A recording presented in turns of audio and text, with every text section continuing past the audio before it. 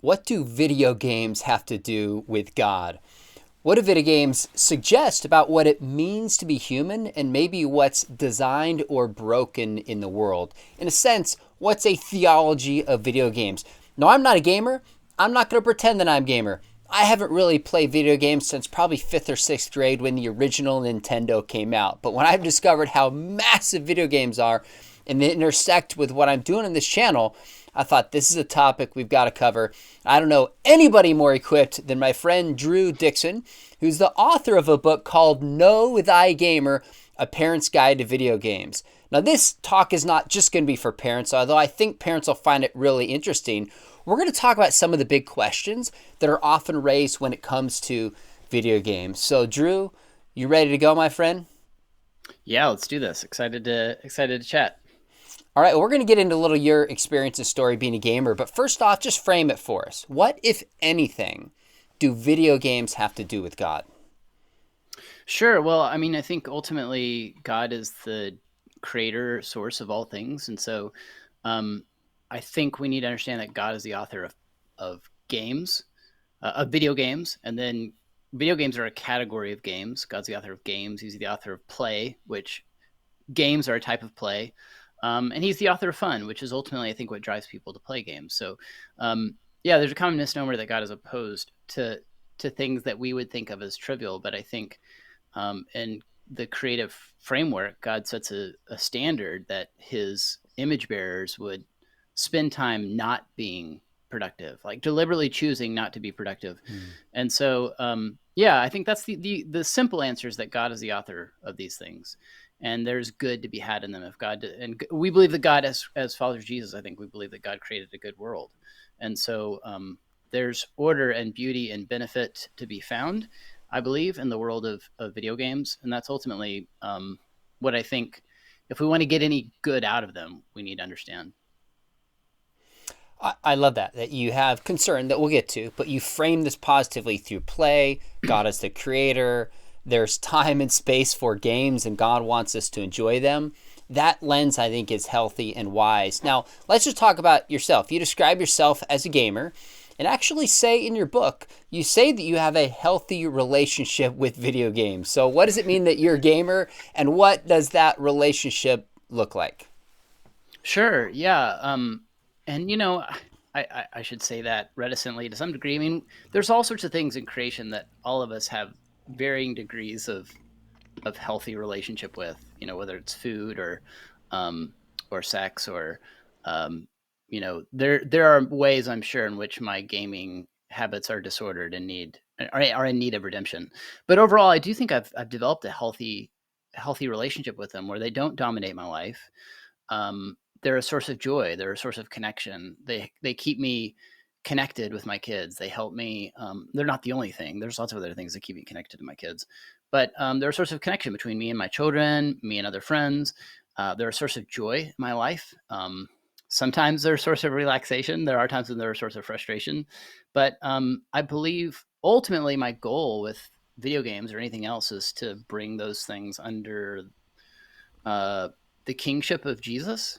And so what that looks like is saying like, hey, can I do this in a way that's going to bring glory to God and promote the good of my neighbor? Because I think that's what we're on this planet to do. We're to glorify God. And then a big part of how we glorify God is, the greatest commandment, love God with all your heart and your neighbor as yourself. So I think as followers of Jesus, we should constantly be asking ourselves if we can do that. And I'm here to tell you that you can do that if you'll be thoughtful and intentional about the way you approach video games. You can do that with video games. We're going to get into some of that because it deals with how much one plays, the type of video games people play, how you treat people in games. There's a lot of elements to that we're going to unpack. But I'm really curious your thoughts on this. I have not read on this. I haven't explored if people are even debating this topic. But I wonder if there's some kind of design argument people might make from video games, and kind of an updated Paley's argument where he said if you see a watch, you just know the best explanation is a watch maker. Of course, there's pushbacks to Paley's arguments, but I can imagine people would say, look at the amount of work and beauty and energy that's involved in information in designing a video game, which is less complex and beautiful than the natural world. If a video game requires intelligence, then wouldn't the natural world require a level of intelligence? Or am I supposed to believe that video games take intelligence, but the natural world is all the result of material forces? Do you have any thoughts on that? Are there discussions and debates on this within the video game world, or do people just play and not really want to enter into those questions? I mean, there's certainly like a movement in video games and video game design to think about things on a meta level. There's academics who've built their career, people like Ian Bogost, who've built their career around asking really deep, thoughtful questions about video games. So yeah, I think that's true of the tech world as well. The tech world is catching up to asking those kind of important philosophical questions. Um, I I don't know that I've seen that particular. I've written about that before. How I think um, just like the magnificence of certain video games, because some video games are massive. I mean, think of a game Mm. like No Man's Sky, is probably, I think, probably the largest video game ever created. Is pretty incredible. But then at the same time, that you can see through its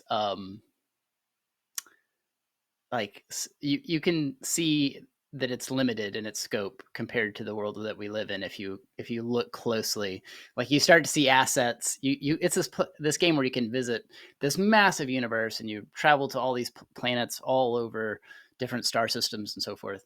But eventually you start to see assets that are repeated and the animals and things that you find on these different planets. You're like, oh, okay, yeah, this is still a video game.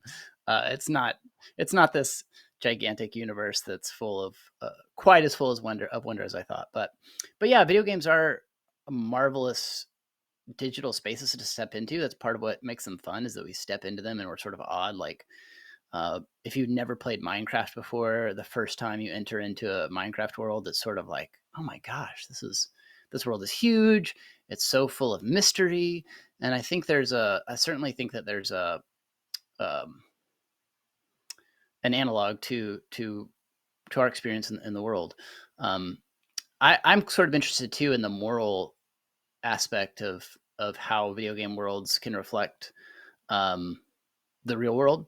So an example of this would be, there's a game that came out, oh gosh, probably a decade ago called DayZ, and it's a zombie game. You enter into the server, you play with like 60 to 100 other people, and it's this world swarming with zombies, and you have to go scavenge and find supplies, and you can scavenge for weapons and things, and people in that world could work together and try to like cultivate this zombie infested world, or they could kill each other and steal their stuff, right?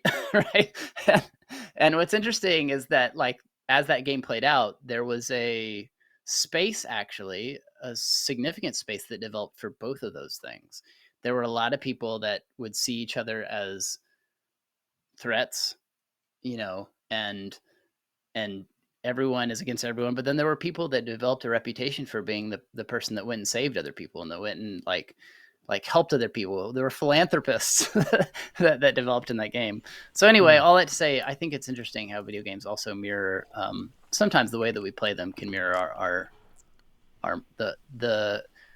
the conscience that God has given us, and that element for yeah, that argument as well. So Yeah, that's really interesting. It's less that video games are some argument for God, but they reveal and suggest things about the natural world, about our nature, about how we relate, mhm. how we see ourselves.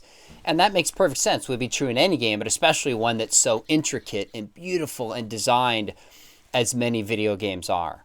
So I think that's fair. Now, let me ask a little more broadly, and this is a huge question, but how do video games relate to theology? What would it mean to think theologically about video games? Sure. Yeah. I mean, I think the kind of what I mentioned earlier relates to this. I mean, I think we see aspects of natural theology in games. I mean, they certainly like demonstrate how amazing human beings are. So I think Hmm. they relate to. I mean, just think of some of the video game worlds that people have created, like The Legend of Zelda: Breath of the Wild, or Skyrim, or um, gosh, any does No Man's Sky that I mentioned earlier is an amazing feat of human innovation.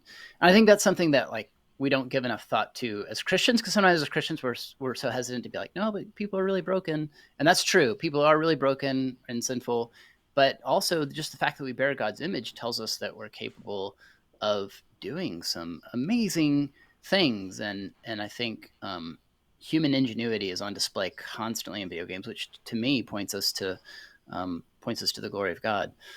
The flip side of that too, though, is that video games, like everything else in creation, are subject to decay. They're subject to corruption. Because they're made by people who are not only made in God's image, but are also broken, that have a sin nature.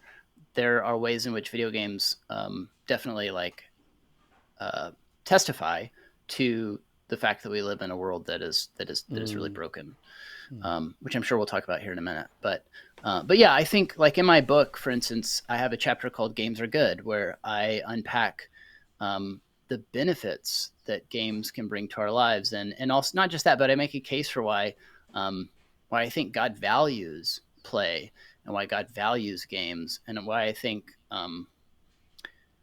like God isn't anti-video game, but I think would if we have the right type of relationship with them, would be all about us playing them. And so yeah, so I think you see all aspects of the gospel to some degree in video games. So yeah, and they're also like simulations, right? So when we play video games, we're tasked with doing something that we're not tasked with doing when we read a book or when we watch a show. Because when you watch a show, you're just taking it in. But when you play a game, you get to bring yourself to the simulation. You get to bring your decisions, your input, even if you're not making like decisions. I mean, you are, because however you choose to move around that world, that's your input into the system, and the system's going to respond to it. And so, yeah, I think a lot of video games task us with making difficult moral decisions. They ask us to consider how we're going to interface with the world. Are we going to some games are you going to interface with the world nobly, or are you going to interface with the world selfishly? There is a analogy to the gospel there for sure, right? How are we going to interface with the world? How have we interfaced with the world? And can that be redeemed? Those are questions video games are presenting to players all the time. If we'll slow down and think about them as we play. That's a great point. Now, I'm curious, you said you have a whole chapter on the benefits of video games.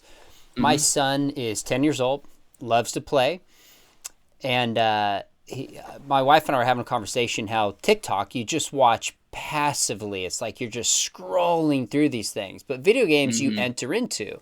And there's a kind of teamwork, and there's a task, and there's strategy, and like there's friendship. He connects with his friends over this. Even though I have some concerns about Fortnite that we certainly could get to, there's a lot of positive things that can come out of this with certain boundaries. So what are some of the positive things that can come out of video games? Sure. Yeah. So, I mean, we mentioned some already, but just beauty. Games are beautiful to behold. They're artistic. Many of them, not all of them, are crafted very elegantly. It's the same benefit you would get from going to like this is going to sound a little like hyperbole, but the similar benefit you get from going to like an art museum. You're going to see gorgeously rendered things, and so there's beauty in video games, but also their interactive nature makes them better for our brains. So there's natural health benefits that come from playing video games. Video games are they've been shown in studies to be better for the brains of children than watching shows or watching film, because again, it's that interactive element. They're forced to make decisions. So video games can be good, I think, in moderation for children and for all of us socially. Just the fact that they're fun is really important. Lots of studies have shown that play is very good for children. It's hugely important to how they develop, but it's also really good for adults. I mean, it relieves stress. It brings enjoyment to our lives. And again, I think God is very pro fun. He's not a joy kill. And so, yeah, fun, play, beauty. moral, like we said, moral decision making, creative problem solving, um, education. Every time you play a game, you're learning something about, even if it's just learning something about that digital world, you're learning, and so your brain is being exercised. Um, even if you're just learning how to beat that level better the next time. So games are really good for teaching us resilience, um, and they generally make us feel good about ourselves. It's like when you Mm. play a game, you're usually improving, um, and that's why we keep playing, because we think if I play another round, I'll get better, I'll improve, and usually we do. And that's a really like, if you think about so many things we do in life where we just never see much traction or feel like we're never growing, Mm. video games can be really good for kids in that regard. Now, I can think of like pushback against that for sure, and Sure. I'm sure we'll get to it. But Yeah. just on its face, like these things are in moderation. I think if we're careful about the amount of time we invest, because there we can get to this place where we have um, an unhealthy relationship where video games start to dictate our lives and start to like um, Mm. harm our relationships and keep us from experiencing things in life, other good things in life that God wants to experience us to experience as part of our development and growth. But you just think about like we learn how to lose and how to win when we play video games. Okay. Especially if we play them together, we're forced to go like, okay, maybe I need to change my attitude. If we play them with our kids, if we play them with our friends, like we're forced to go like, I got really mad when I lost there. Now I have to think about my relationship to this game, or like think about my own character a little bit. So they can be character shaping, I think, in Hmm. ways that can be good. We can learn how to lose with with grace, and how to win with grace. So yeah, so there's Okay. lots of little benefits I think that can come from them if we'll cultivate a healthy relationship. We'll get to some of the concerns, but I'm curious as I kind of observe the video game world as I do other worlds. It seems to me, not in every case, but in many cases, video games are going to really satisfy a deeper need that people have, not just for play, but many people have a deep need for identity. And if Mm. you play something and you're good at it, you have identity. It can have a deep need for community, people Mm-hmm. that are involved in relationships to fit in. I don't think my son would care that I share this. He's out of high school now, but when he was in seventh grade, he was playing video games, and my backup computer disappeared, and I'm like, wait a minute. And my wife, because she's a mom and has a sixth sense, found it hidden under his bed, and I was so upset. And then I discovered he finally goes, Dad, all my friends play. And if I don't play, I'm not even a part of the conversation. And Mm. I thought, wow, there's just something deeper going on here than I've Yeah. got to learn how to navigate with effective boundaries.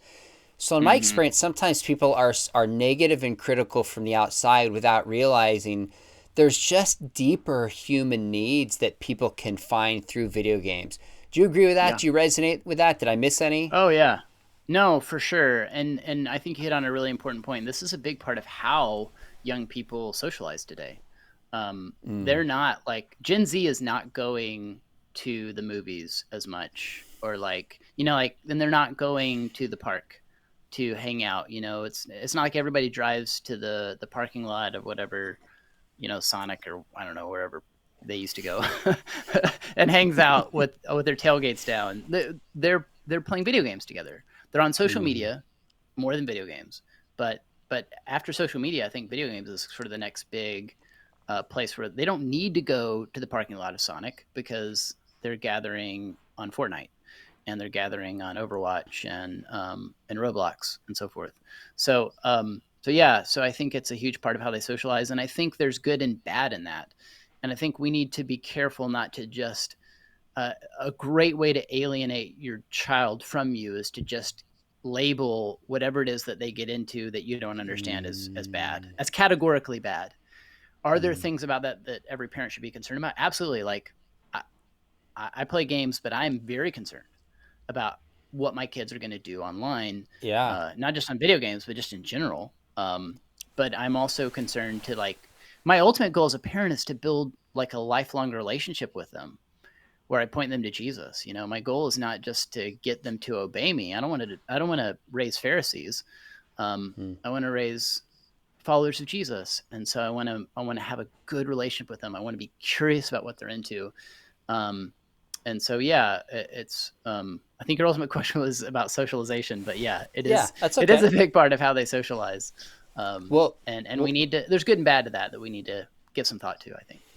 that's fair. On each one of these, I think you're really trying to bring a balanced perspective, which I did appreciate in your book. You started with a positive.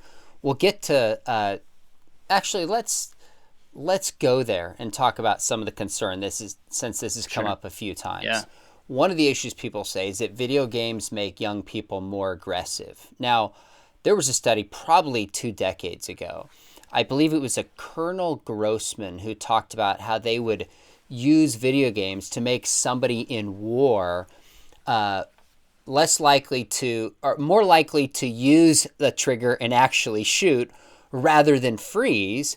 And video games, if they would practice this, would reduce their likelihood to hesitate when they got to war. That was an example that said, oh, video games can really affect somebody's violent Yeah. behavior. That's one example 2 decades ago. Maybe there's Hmm. pushback on that. But what does the data actually show about whether or not video games make young people more aggressive or violent? Sure. Yeah. I mean, I think the short answer is that we're still figuring that out.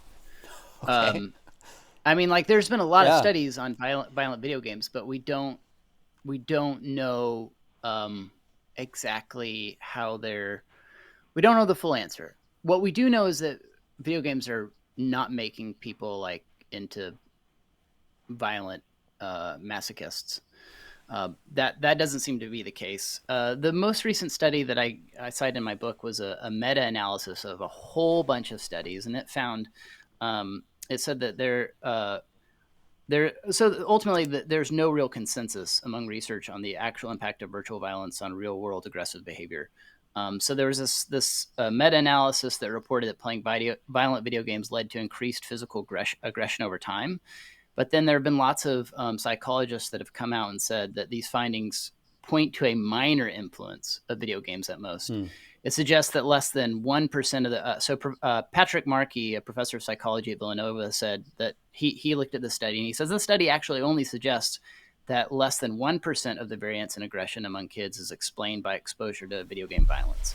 Hmm. And so his point, some of these other psychologists, their point is that like there are lots of things that we need to look at when we come to think about violence among children. So like their home environment, for example, or trauma they may have experienced in the past, Hmm. or their current environment, like what at school, all kinds of things that we need to think about. Mental health comes into play, I think, in these discussions, or should.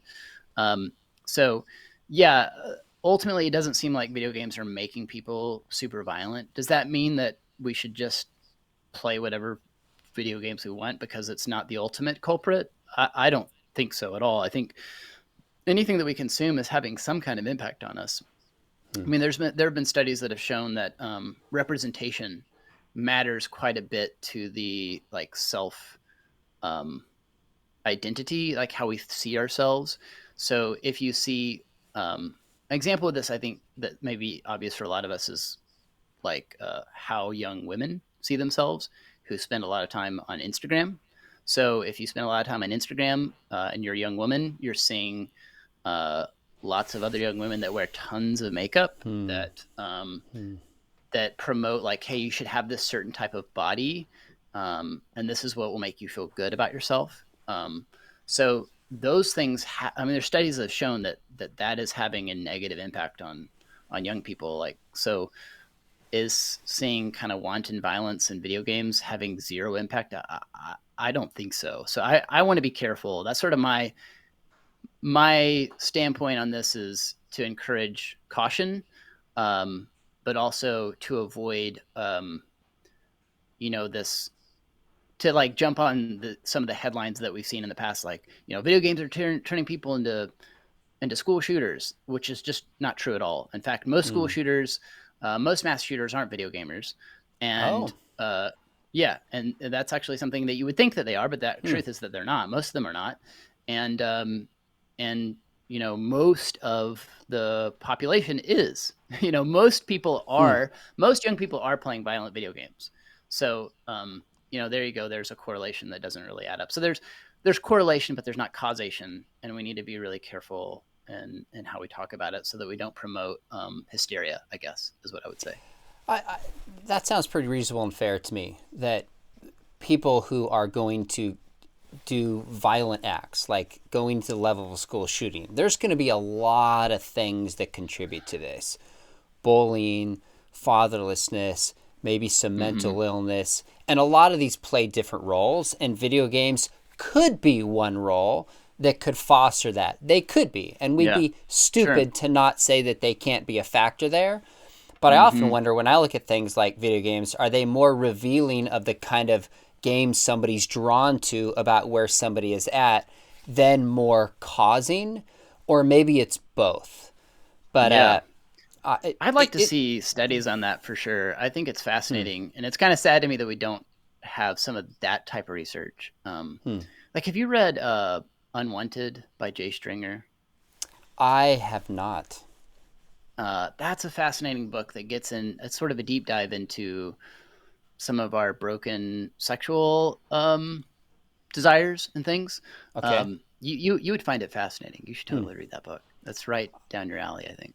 But Okay. but anyway, I'd like to. But the point, part of Jay Stringer's point is that, like, when we realize that there's sexual brokenness in us, like, one of the things that we've always tended to do as the church is to like, build up all these walls to protect ourselves from it.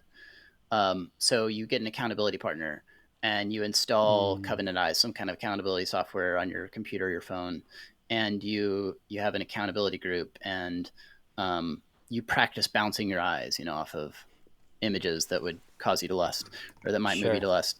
And he says, like, when we do that, we're missing like a real opportunity for growth. And so he talks about, like, how like on Shark Week, the people that take those amazing videos of sharks, one of the interesting things about them is the camera guy swims right at the shark and lets that shark hit the camera. Because once the shark hits the camera, the shark realizes that's not food. And then the shark's not going to go after the camera guy anymore. Wow. And his point is that, like, we need to. He makes the point that we need to swim at the things that are broken about us, in a sense, to learn, like, why is it that I'm drawn to this, like, broken sexual behavior, so that then we can find the healing to go, like, okay, how do I need to set this at the foot of the cross? How do I need to where do my relationships need to change? Where is it that I, like, hate myself, or have told a story about myself that's not true, that's going to help me find, like, healing in this space of my life? And so I think it'd be really, that's a lot long-winded to say. No, that's way okay. to say I'd like to see something about that with regard to how we interact with other forms of media, like games and stuff. Yeah. Well, if you ever see it, send it my way. I'd be fascinated if it comes to mind. I heard a psychiatrist once say that an addiction is something that's used to fill the void that a relationship is meant to fill. So if we don't have healthy relationships with others, and ultimately with God, we're going to fill that up with, you mentioned the issue of sexuality. It could be some kind of relationship with pornography. Now, it could be a relationship with video games. Now, I'm not saying video games are bad, but it can start to replace other healthy relationships. Or if you have other healthy relationships, it can support it. Partly I'm asking this is, how addictive are video games? Like, how many video gamers are genuinely addicted? And maybe as a follow-up, actually, let's start with that, and then I'll just have a follow-up for you. So one of the things I talk about in the book is we need to be careful about using the term addicted, because it is a clinical term, and that's a new classification. Video game disorder is addiction to video games is a new psychological classification that's, like, it's pretty brand new as far as psychological studies go. There's this ICD-11, the International Classification of Diseases, and this is how it defines gaming disorder: a pattern of gaming behavior, digital or video gaming, characterized by impaired control over gaming, increasing priority given to gaming over other activities to the extent that gaming takes precedence over other interests and daily activities, and continuation or escalation of gaming despite occurrence of negative consequences. So basically they're saying that video games are not like helping you as a person. They're like they're Okay. hurting. That's Okay. the layman's definition here, is that they're actually hurting your real world relationships. They're not making you happy and healthy and whole. But you need to observe that over like a 6-month period to fit that Mm. classification. So we need to be careful and observe people over time before we say, hey, you're addicted. So just because your kid plays for 3 hours on a Saturday doesn't then mean you need to go in there and be like, you're an addict, because that might Mm. not be true. But at the same time, me as a parent, I'm not going to wait around till my kids are fitting the the clinical definition to Okay. go, hey, let's think about what a healthy relationship with this might look like. Mm. And there's things that we get really concerned about as parents that maybe aren't so concerning, and then there's other things that we don't get concerned about that I think really are concerning. An example of something that we get concerned about that we maybe shouldn't be as concerned about is we're like, they get so mad when I turn it off. And it's like, well, yeah, but you just walked in there and turned the switch off without Mm. talking to them about it. So you just provoked your children to anger, which the Mm. Bible says not to do. So a lot of parents have a very contentious relationship with video games. And I think that's in part because they're being contentious in the way that they parent. So we need Mm. to examine how we're parenting as well. But at the same time, yeah, I think the thing that concerns me most about video games these days actually isn't violence. It is the way a lot of them are designed to keep us coming back in ways that aren't really giving us that much benefit in Mm. return. I love how video games provide us opportunities for teamwork and collaboration and creative problem solving. And I love how they give us these worlds to explore that are magnificent and amazing. You just feel incredible to explore. I love how much fun they are. What I don't love is how games, like a lot of free to play games, like Fortnite would be an example, but also a lot of games that like moms play on their phone too, like Candy Crush Saga and Mm. um, back in the day, Farmville, but there's plenty of others. The World at War, some of these games, they deliberately choose. They're deliberately designed to keep us coming back. I mean, they use basic psychology. It's the same psychology of slot machines that they're using.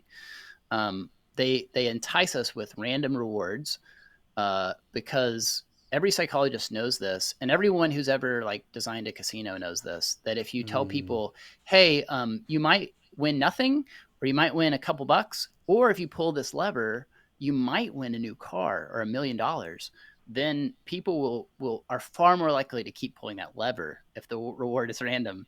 And games do that. They encourage that kind of compulsion sometimes. The way that they're not every game. There's game designers out there that have a passion for ethical game design, to design games that Interesting.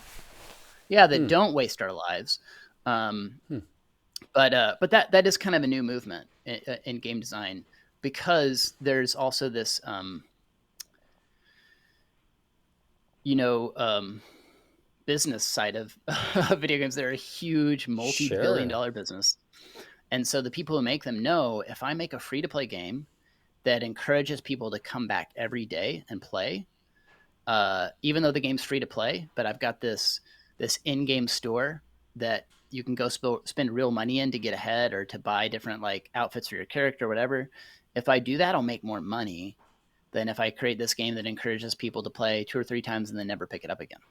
Hmm. Um, so yeah, so I think I'm trying to raise some awareness for parents to be aware of things like loot boxes, which is a reward structure in video games that's very similar, like I was talking about earlier, to slot machines.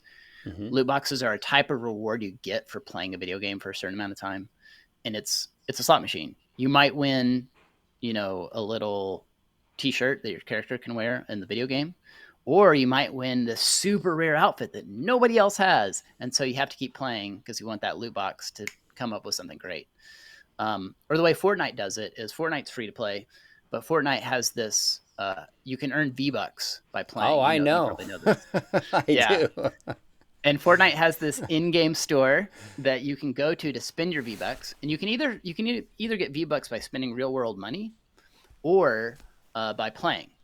And so, but the store will say, like, "Hey, we're gonna have this super rare outfit, and you can only get it this week." And so, what does that say to a young person? Well, I got to play every day this week. so I can get enough V-Bucks to buy that outfit. Or I got to go to dad or mom and be like, hey, can I have some money to, or maybe they, the ones that get really deep in, they steal mom and dad's credit card and go buy it on, or find out what your iTunes password is or whatever. And these are all things that happen all the time. And Yeah. yeah, so we need to educate ourselves about what a healthy relationship looks like, because all those benefits that I talked about earlier that come from playing video games, they dip significantly when we play for stretches of 3 hours or more. So, and like there's plenty of research that shows that video games are not good for young people. Screen time in general, period. Screen time for really young children is not good at all. I mean, the World Health Organization says if you're 2 or younger, 2 and younger shouldn't really have any screen time. Wow. And then their recommendations go up as you get older, but Sure. But yeah, it's just not good for our flourishing to play for 3-4 hour stretches. We need to be teaching our kids some self-control. I don't want my kids being mastered by video games. That's a good way to put it, that you can become enslaved to it. But it's fascinating to think about how video games, many, not all, are designed to enslave, because the longer minutes means I can get better advertising in some cases, more revenue, spend more money. So I think about ways like when my adrenaline kicks in, it's like when I get a higher score, if I'm about to die, if I have the possibility of just passing a level, this time I got to do it. It never occurred to me as a kid that these were built in to get me addicted. And I use that term obviously with some qualification, like you said.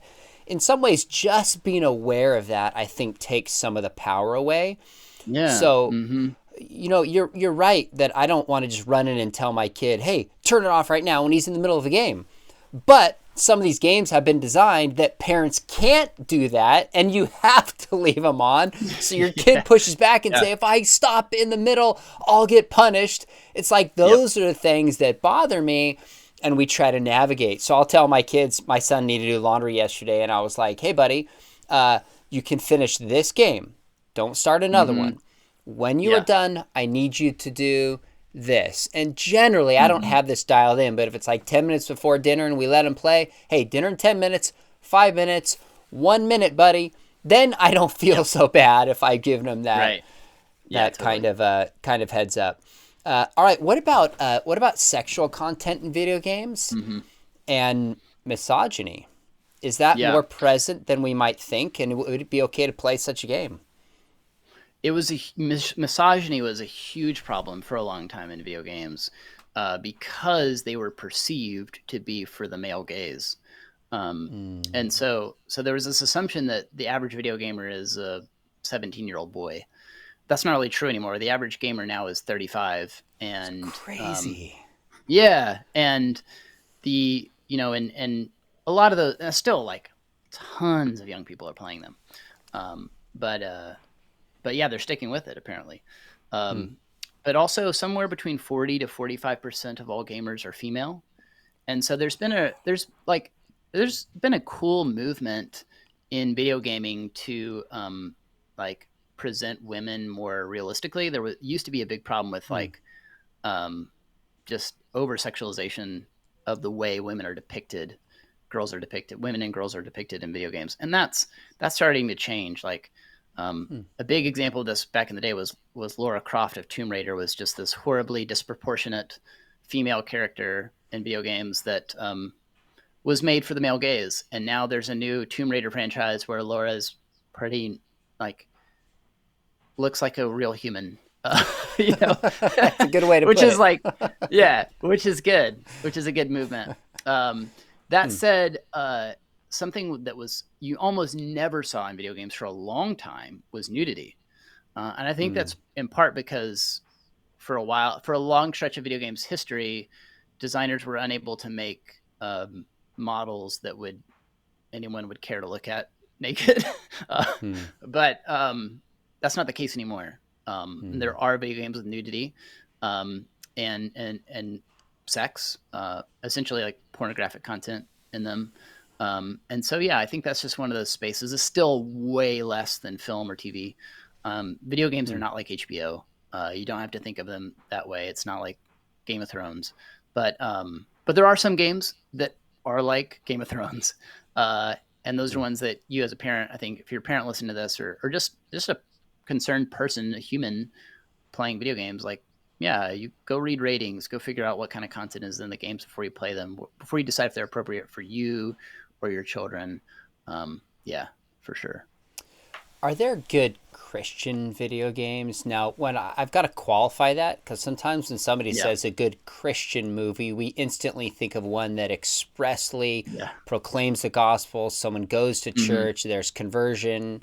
And sometimes people don't think about, you can have Christian themes of beauty and redemption and forgiveness without explicitly sharing the gospel. And there's something yeah. powerful and subtle and subversive about that. Are there Christians in the space making really bad video games and some making genuinely good video games based on Yeah. your assessment? Yeah. I like the way you framed this, because I think, you could make a very overtly Christian video game that's promoting the gospel, but if it's no fun to play, you've not made a good video game. Mm, Because, I think God cares about our craft, and like, it's not enough to mm, just slap Jesus on things and say that's it's good. Like, if we're gonna do anything as followers of Jesus, we should do it with excellence in a way that's going to be compelling and thoughtful and creative and thought provoking. So there are a few Christians out in the game design space. I've met some of them through some of my work for Love Thy Nerd in the past, and then Game Church in the past, and Love Thy Nerd more recently. I used to do a podcast where I interviewed game designers about their mm. spiritual beliefs, and most game designers, as I interviewed them, I just discovered were like atheist or agnostic. But Most, really?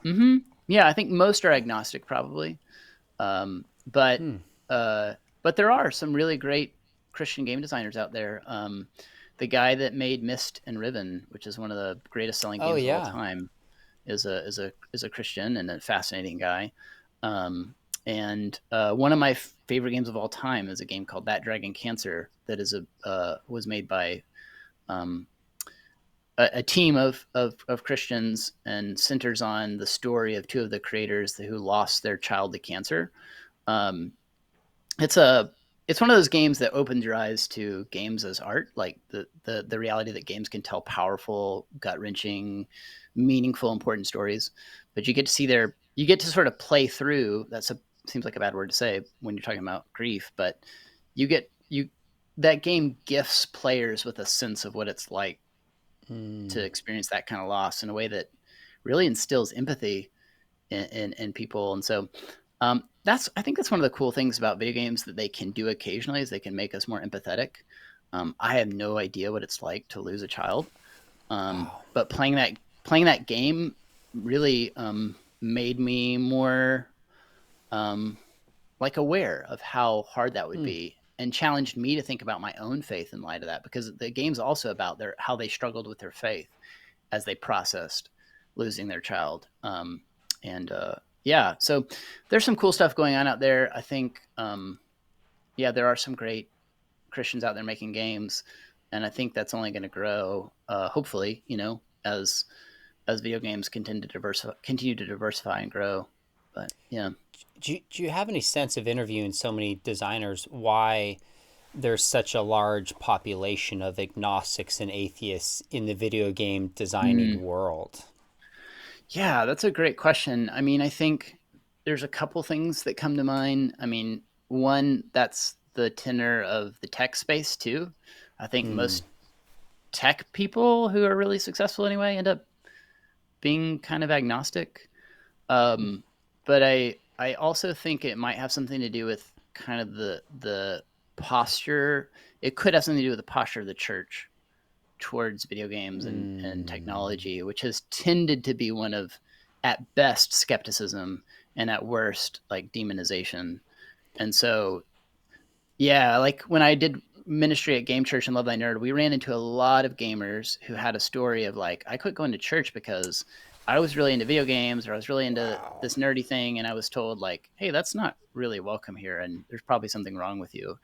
And so they kind of felt like they weren't welcome, and pieced out. And then they went on to, some of them go on to a career of making games. And so Yeah, I think there's probably some connection there. God, that's heartbreaking that our posture is Mm. not right towards games.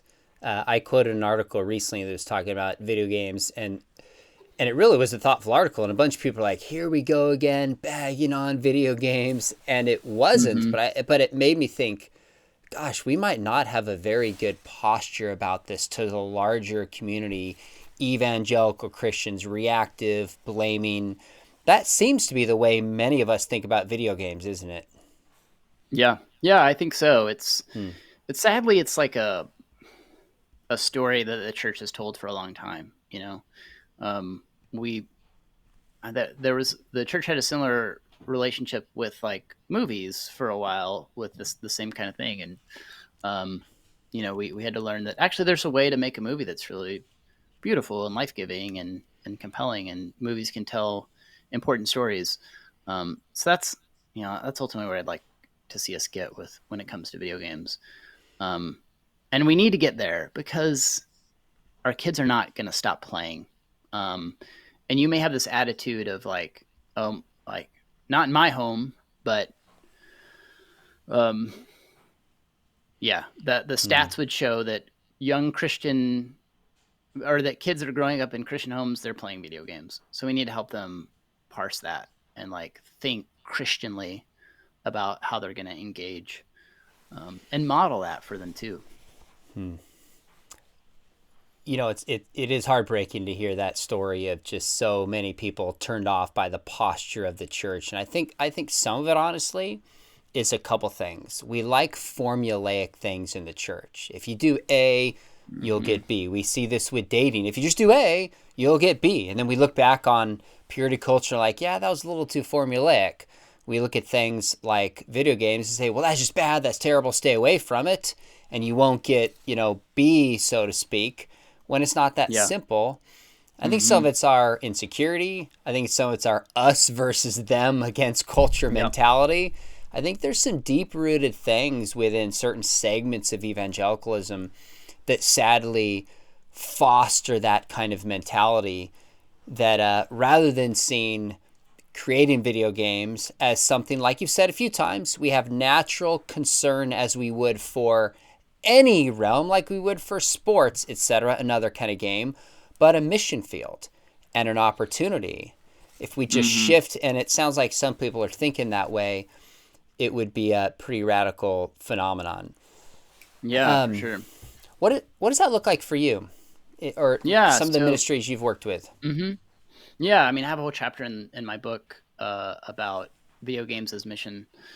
And yeah, I think so.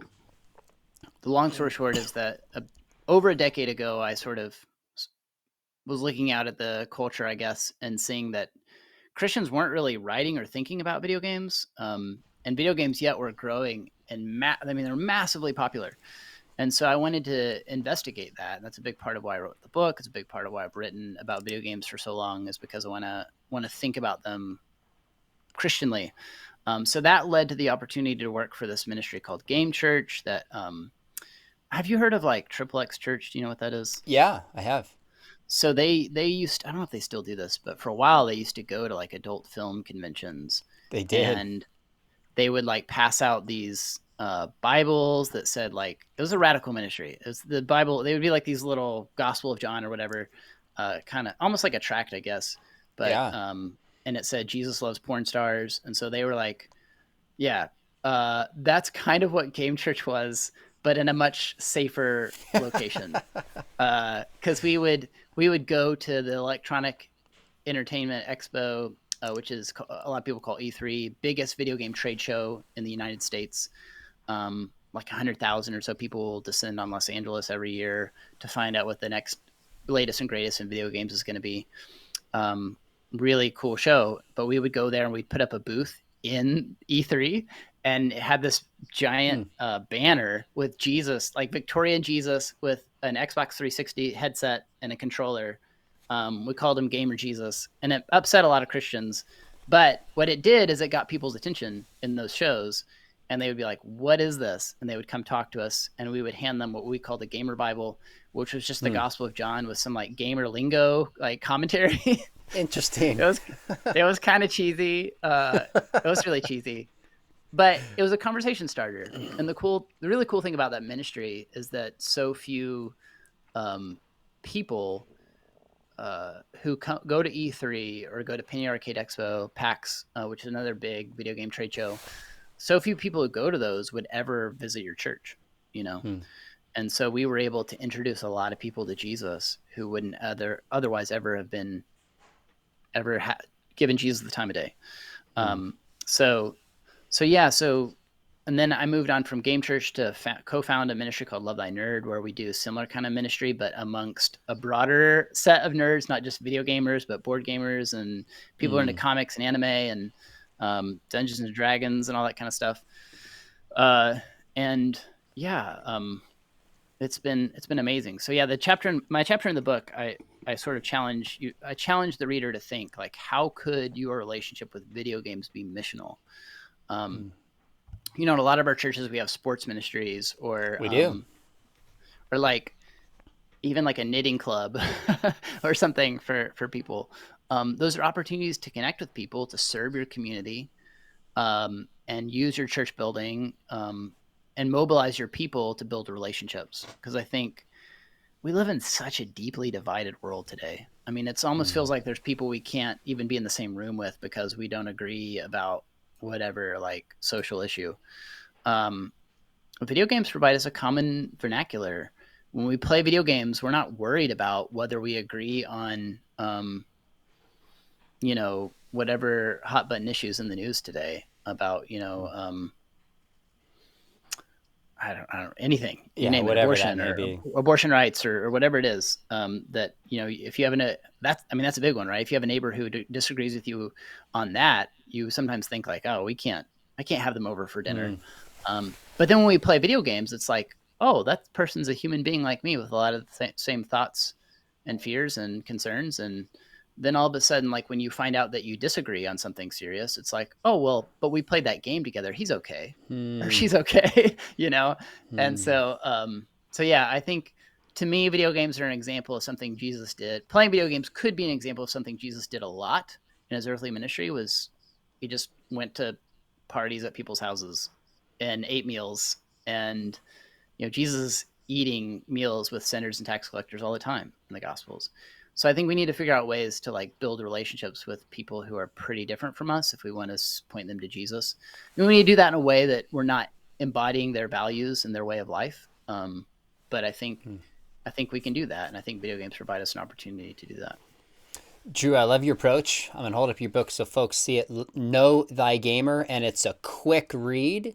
You might say it'd be like the kind of video game that starts and says, let's go. There's 3 levels. See if you can tackle them in 2 hours, and then you're done. It's a quick book, right to the point. But really, I mean, honestly, I was talking a lot of it through with my wife. Hey, have you thought about this? And how does this relate? Like, it was a helpful tool for me, which is why I wanted to have you on here to discuss a topic I have not covered yet. And really understand what folks will think about this. So if you're watching, give us comments if you want me on this channel to intersect with kind of larger culture-like issues like this more.